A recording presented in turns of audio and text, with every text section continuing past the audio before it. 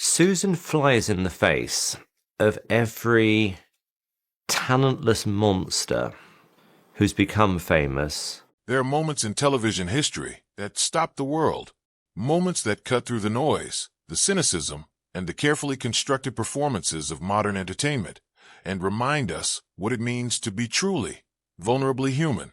The night of April 11th, 2009, was one of those moments. A 47-year-old woman from a small village in West Lothian, Scotland, walked onto the Britain's Got Talent stage in a slightly ill-fitting gold dress, her hair not quite styled, her nerves barely contained beneath a wide, hopeful smile. The audience smirked. The judges leaned back with folded arms. Simon Cowell, the most powerful and famously cold man in the music industry, raised an eyebrow that seemed to say everything the crowd was already thinking. And then she opened her mouth. What happened next didn't just change Susan Boyle's life. It changed Simon Cowell's. And it would take more than a decade for the world to fully understand just how deeply that one audition had burrowed itself into the heart of a man who had built an empire on being unbreakable. This is the story of an unlikely bond, a story about what fame truly costs, about what it means to discover someone extraordinary and then watch helplessly as the world you place them in begins to overwhelm them. And ultimately, it is a story about a farewell that brought one of entertainment's most guarded figures to the edge of tears, and perhaps, for the first time in a very long time, reminded him why music ever mattered in the first place. To understand Simon Cowell's reaction to Susan Boyle's farewell, you first have to understand what she represented to him from the very beginning. Simon Cowell, by 2009, had already cemented his reputation as the architect of modern pop music talent television. He had launched careers through Pop Idol, American Idol, and The X Factor. He had turned rejection into a theatrical art form. He was known for being brutally honest, commercially sharp, and emotionally impenetrable. Critics loved to hate him. Contestants feared him. The public was endlessly fascinated by him. But something shifted on that April evening. When Susan began singing I Dreamed a Dream from Les Miserables, Cowell's expression changed in a way television cameras captured with uncomfortable intimacy. The skepticism evaporated. In its place was something rare, genuine, unguarded astonishment. He leaned forward. His arms, which had been crossed defensively across his chest, slowly unfolded. By the time Susan reached the song's soaring climax, Cowell was no longer a television judge. He was simply a man hearing something beautiful for the first time. After the performance, he described it as the biggest surprise he had ever had in his many years in television. He admitted openly that he had prejudged her, that he had expected very little, and that he had been profoundly wrong. For a man who rarely admitted to being wrong about anything, that statement carried enormous weight. Even in that early moment, it was clear that Susan Boyle had done something to Simon Cowell that very few people ever managed. She had caught him completely off guard and made him feel something he hadn't planned for. The audition clip spread across the internet with a speed that even today's viral culture would find remarkable. Within days, it had accumulated tens of millions of views. Within weeks, it had become one of the most watched video clips in internet history, eventually surpassing 100 million views. The world was transfixed, not just by Susan's voice, but by the collective reaction of everyone in that room, and most visibly, by the transformation on Simon Cowell's face. What the cameras didn't capture, at least not initially, was the devastating toll that sudden, overwhelming global fame was having on Susan Boyle behind the scenes. She had spent nearly 5 decades in relative obscurity in Blackburn, West Lothian. She had cared for her elderly mother, sung at her local church, and quietly nurtured a dream that most people around her had stopped believing in long ago. She was not prepared, and truly, no one could have prepared her for what happened after that audition. The weeks following her performance on Britain's Got Talent were, by any reasonable measure, a form of psychological assault. She was photographed constantly. Her private life was excavated and spread across tabloid front pages. Journalists camped outside her home. Every perceived flaw, every awkward interview moment, every slightly stumbling public appearance was dissected with a cruelty that the viewing public, in their adoration, rarely stopped to consider. The same world that had fallen in love with her voice showed very little interest in protecting the person it belonged to. By the time the Britain's Got Talent finale arrived, Susan Boyle was visibly unwell. Despite delivering another stunning performance, she came in second place, losing to the dance group Diversity. The result, combined with weeks of unrelenting pressure, proved too much. Shortly after the finale, Susan was taken to the Priory, a private hospital in London, suffering from exhaustion and what was described at the time as a stress-related illness. The woman who had moved the world to tears was herself in crisis, and the entertainment machine that had launched her into the stratosphere was ill-equipped to catch her when she fell. Simon Cowell later spoke about this period with a candor that surprised many people who knew him. In various interviews over the following years, he acknowledged that the entertainment industry, his industry, had not done enough to protect Susan Boyle. He spoke about the system's tendency to create extraordinary moments without adequately considering the human beings at the center of those moments. For a man whose public persona was built on an almost invincible confidence, these admissions represented something quietly significant. They suggested a conscience grappling with complicated questions about responsibility, fame, and the difference between discovering talent and truly supporting it. Susan Boyle's career, despite everything, flourished in the years that followed. Her debut album, I Dreamed a Dream, released in November 2009, shattered records with breathtaking speed, selling over 2 million copies in its first week alone and going on to become one of the best-selling debut albums in music history. She became the oldest artist to reach #1 with a debut album, a record that stood as both a triumph and a gentle rebuke to an industry that had spent decades telling the world that youth was the only currency that mattered in music. Subsequent albums, including The Gift in 2010 and Someone to Watch Over Me in 2011, confirmed that her appeal was not a fleeting viral moment, but something far more enduring. Audiences around the world, particularly those who felt overlooked, underestimated, or invisible, recognized themselves in Susan Boyle. She had become something greater than a pop star. She had become a symbol. Through this period, Simon Cowell remained a figure in the background of her story.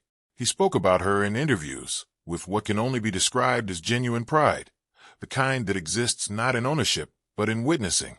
He celebrated her successes publicly and, according to people close to both of them, maintained a warm personal regard for her that went beyond the professional relationship of judge and contestant. But the years also brought challenges that tested Susan's resilience in ways that even her most devoted supporters found heartbreaking to witness.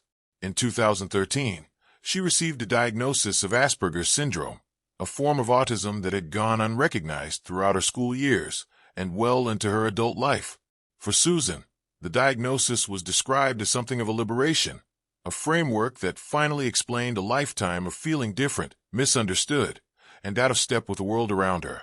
She spoke about it openly and with characteristic warmth, using her platform to advocate for greater understanding and acceptance of autism in all its forms. That same year brought the additional challenge of a type 2 diabetes diagnosis, requiring significant changes to her lifestyle and diet. Then came the devastating loss of her sister Bryony to cancer in 2015. Bryony had been one of Susan's most steadfast supporters, the kind of constant presence whose absence leaves a silence that nothing can quite fill. Susan grieved deeply and, for a time, withdrew from the public eye. The COVID-19 pandemic brought a further 2-year pause in her music career as she shielded carefully to protect her health. And then, in 2022, came the news that shook her fans most profoundly. Susan had suffered a minor stroke, the fear that she might lose the very gift that had defined her life, her voice, was almost unbearable to contemplate. Yet Susan Boyle did what she had always done in the face of adversity. She endured. She worked. She recovered. Her return to the stage at the venue where, 14 years earlier, she had first changed the world, was one of those moments that reminds you why live performance remains one of humanity's most emotionally powerful art forms. Standing before the West End cast of Les Miserables, the same musical whose most famous song had launched her journey, Susan Boyle sang, I Dreamed a Dream once more, and it was, by all accounts, extraordinary. She had been honest with her audience about the stroke, about the speech therapy, about the long road back to singing. There was no pretense, No carefully managed celebrity narrative designed to minimize the difficulty of what she had been through. Susan simply told the truth, as she had always done, and then she sang. In doing so, she reminded everyone in that room and everyone watching that the voice was still there, older now, perhaps carrying even more weight and meaning than it had when a nervous woman from Blackburn had first unveiled it to the world, but unmistakably present and achingly beautiful. It was in the context of this return, this late chapter of Susan Boyle's remarkable story, that Simon Cowell made remarks and gave interviews that many observers described as genuinely emotional. For a man whose emotional vocabulary in public settings had been so carefully controlled for so many decades, the shift was noticeable. He spoke about Susan in terms that went beyond the professional. He spoke about what she meant, not just to television or to the music industry, but to people, to ordinary people who had been told their moment had passed, their window had closed, their dream was no longer worth pursuing. People who knew Cowell well described witnessing something they had rarely, if ever, seen from him, a visible emotional response when speaking about Susan Boyle's journey. Not a theatrical performance of emotion, but the quieter, less controllable kind, the kind that arrives without invitation and refuses to be entirely suppressed, no matter how practiced you are at keeping it at bay. To understand why Susan Boyle's story affects Simon Cowell so profoundly, it helps to look more carefully at what he has said about her over the years, and to read between the lines of those statements. Cowell has spoken repeatedly about the way Susan's audition exposed the ugliness of prejudice, including his own. He has acknowledged that he, along with almost everyone else in that theater, had looked at her and made a series of snap judgments based on her appearance, her age, her background, and her manner, and had been comprehensively humiliated by those judgments. This is, for a man of his stature and self-regard, a remarkably honest thing to admit, and he has admitted it more than once, which suggests it continues to sit with him. But there is something else in his comments about Susan that goes deeper than professional humility. When Cowell talks about her, he frequently returns to the idea of what she represents for people who feel overlooked. He talks about her as a kind of proof that talent exists in unexpected places, that the filters we use to identify and cultivate ability are deeply flawed, and that the entertainment industry, for all its power, misses more than it finds. This is a complicated admission for a man who built that industry.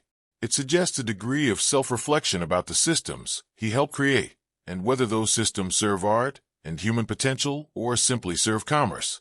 The fact that Susan Boyle arrived not through those systems, but in spite of them, that she had been rejected repeatedly by the music industry before walking onto that stage, makes her success both thrilling and quietly damning. There is also, perhaps, something more personal in Cowell's response to Susan's journey. He has spoken in various contexts about the pressure of public life, the difficulty of maintaining a private self beneath a public persona, and the emotional costs of an industry that rewards performance above almost everything else. In Susan Boyle's story, with its brutal exposure, its mental health crises, its health struggles, and its long road toward something resembling peace, there are themes that may resonate beyond the professional for a man who has spent decades at the very center of entertainment's most unforgiving spotlight. It would be too simple to frame this story purely as a personal one between two people.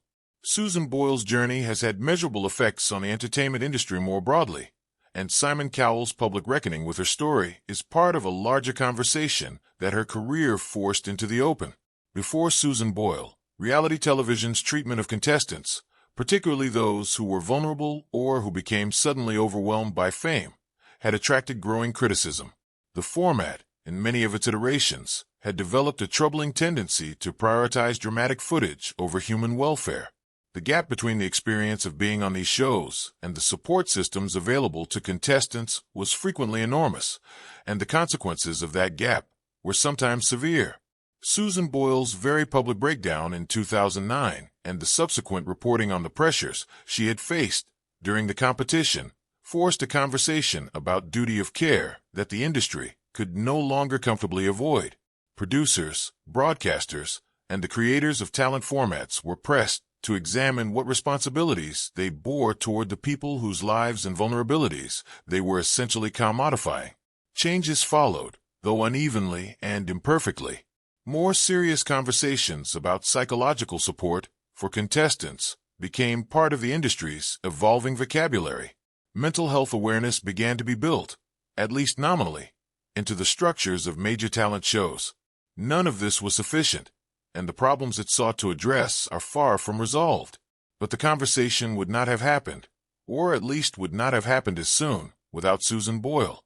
Simon Cowell, as one of the most powerful architects of the format, has had to sit with his own complicated relationship to those questions. His emotional response to Susan's later struggles and to her eventual farewell from the most intense period of her public life cannot be fully separated from this broader reckoning. When he speaks about her with something approaching grief, he is speaking not only about a woman he admires, but about a chapter of his own professional legacy that is more morally complex than simple celebration would allow. What does it mean for Simon Cowell to say farewell to Susan Boyle? Not farewell in the final, absolute sense. Susan Boyle is still here, still singing when her health allows, still beloved by millions around the world. But farewell to a certain version of her story. Farewell to the era of the world-conquering debut, the record-breaking albums, the relentless tour schedule. Farewell to Susan Boyle as the entertainment industry knew her at her peak. There is a particular kind of grief that accompanies the fading of someone who made you feel something profound and unexpected. It is different from ordinary loss because it is entangled with your memory of who you were when you first encountered that person, what they awakened in you, what they reminded you was possible. When Simon Cowell says goodbye to that chapter of Susan Boyle's story, he is in some measure saying goodbye to the part of himself that was caught off guard on that April evening in 2009. The part that forgot, just for a moment, to be calculating. The part that simply felt something and let it show. That is no small thing for anyone. For Simon Cowell, it may be one of the most significant things that has ever happened to him in a public setting. Those who have observed him speak about Susan in recent years describe a man who is genuinely moved, not performing emotion, not manufacturing a moment for the cameras, but experiencing something real and slightly inconvenient in its realness.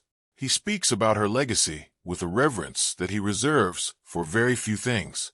He speaks about what she did for people who had been told their time had passed, and as he speaks, it is possible to see, if you look carefully, that he is one of those people. Not in the obvious sense. Simon Cowell has never been short of professional opportunity or success, but in the deeper sense of someone who encountered, unexpectedly, and against all his own defenses, a reminder of why any of this was ever worth doing in the first place. Susan Boyle's legacy in music and in culture is both simpler and more profound than the headline version of her story might suggest. The headline version is the fairy tale, the overlooked woman, the stunning voice, the record-breaking album, the global sensation. And that story is true and genuinely extraordinary. But the deeper legacy is something else. It is the conversation she started about prejudice and the way we categorize people based on appearance, age, and perceived social standing. It is the conversation she started about mental health and the responsibilities of institutions toward vulnerable individuals in their care. It is the conversation she started about autism and the millions of people who navigate the world with Asperger's syndrome, many of them undiagnosed for years or decades, as Susan was. Many of them misunderstood and underestimated in ways that left permanent marks. It is also the deeply personal impact she had on individual listeners around the world. The people who heard, "I Dreamed a Dream," and recognized in it something of their own buried hopes. The people who had been told they were too old, too plain, too different, too slow, too unlikely. Susan Boyle did not just have a beautiful voice. She had a voice that carried meaning beyond its technical qualities because of the story attached to it, because of the person it came from, and because of what that person's journey represented. Simon Cowell understands this, which is why his response to her farewell carries the weight it does. He knows that what he witnessed in 2009 was not simply a great audition. It was a cultural moment, and cultural moments of that magnitude come along very rarely in a lifetime, even for someone who has spent that lifetime in the business of creating them. Simon Cowell has seen a great deal in his years in the entertainment industry. He has launched careers and ended them. He has presided over moments of extraordinary talent and moments of memorable failure. He has been praised and vilified, celebrated and satirized. Through all of it, he has maintained the persona, the crossed arms, the raised eyebrow, the sharp tongue, the almost supernatural ability to remain unmoved by things that move everyone else. Susan Boyle moved him.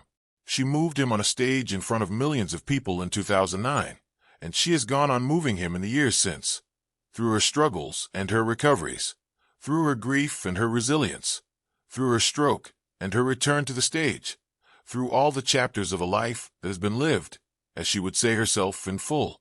When Simon Cowell breaks down in saying farewell to Susan Boyle, and the breaking down is not always in tears, but sometimes in something quieter, a softening of the voice, a pause before speaking, a look in the eyes that says more than the words. He is breaking down over something that deserved to break him down. He is breaking down over the reminder that the most extraordinary things are not always planned for.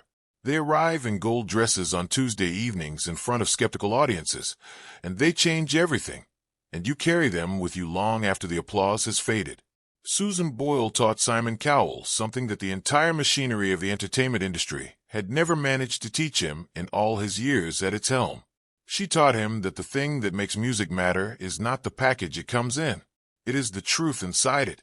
And for that lesson, which came when he least expected it and hit harder than anything he had been prepared for, Simon Cowell has never quite been the same, nor has the world.